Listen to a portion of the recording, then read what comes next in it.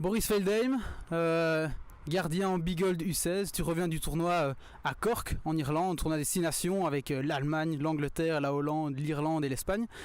Vous avez gagné une médaille d'argent avec l'équipe nationale. Ben voilà, qu'est-ce que ça fait de vivre un tournoi international comme celui-ci? C'est quelque chose de juste extraordinaire. C'est vrai, on gagne la médaille d'argent. On aurait aimé gagner l'or.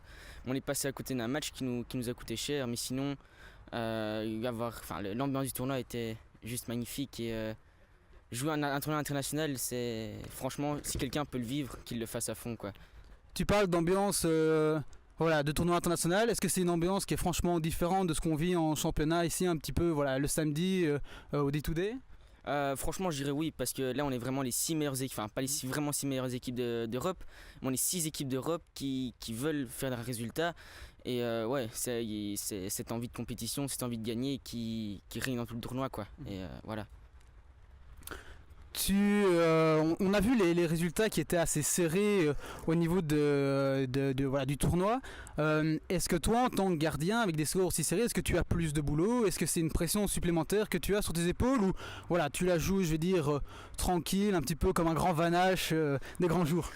On va pas dire ça, mais en effet, on touche moins de balles qu'en championnat régulier, parce que c'est quand même un niveau international. Le jeu se passe plus dans l'entrejeu, dans le milieu. En effet, quand il reste 3 minutes de jeu, c'est 2-2, ou on vient de marquer, c'est 3-2, il faut absolument garder le score pour avoir la victoire. Et effectivement, tu as un peu de pression pour dire, allez, si tu as une balle, prends-la maintenant. Sinon, c'est jouer sereinement, et personnellement, je sais ce que je sais faire, et je joue mon jeu. Tranquillement. Une belle réponse.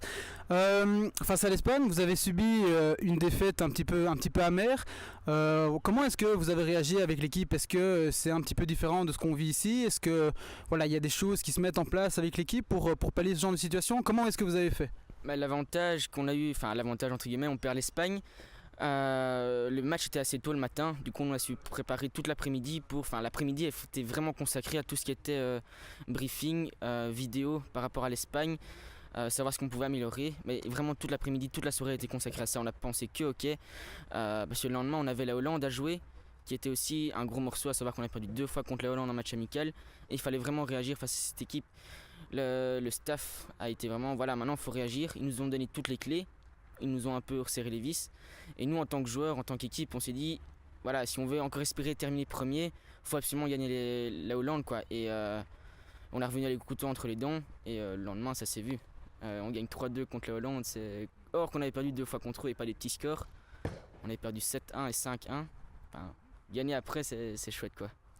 Tu parles de débriefing, de briefer de match. Est-ce que finalement le hockey international, c'est aussi une opportunité de voir du hockey différent de ce qu'on voit finalement en Belgique?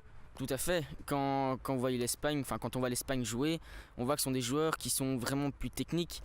On a pu le voir à la vidéo, les différents styles de jeu, si les équipes jouent en homme contre homme, en zone, mais ça change vraiment du championnat régulier. Quand on voit les Espagnols, on les voit, on se dit ils sont techniques, et quand on les voit jouer, c'est vraiment un autre hockey, quoi. Donc une très belle expérience. Et finalement, qu'est-ce que tu retiens pour cette saison 2018-2019 qui arrive? Qu'est-ce que tu retiens de ce tournoi? Est-ce qu'il y a quelque chose que tu voudrais mettre en avant, ou une chose auquel tu aurais réfléchi, ou sur lequel tu voudrais mettre le focus durant cette saison? Pas spécialement, j'ai juste envie de dire que le tournoi que j'ai pu vivre était juste une expérience inouïe, que j'en ai retiré un maximum. J'ai joué 3 matchs sur 5, donc la Hollande, les Pays-Bas et l'Angleterre, et j'ai juste retiré un maximum d'expérience dessus. C'est un niveau international, et jouer à l'international, c'est juste magique.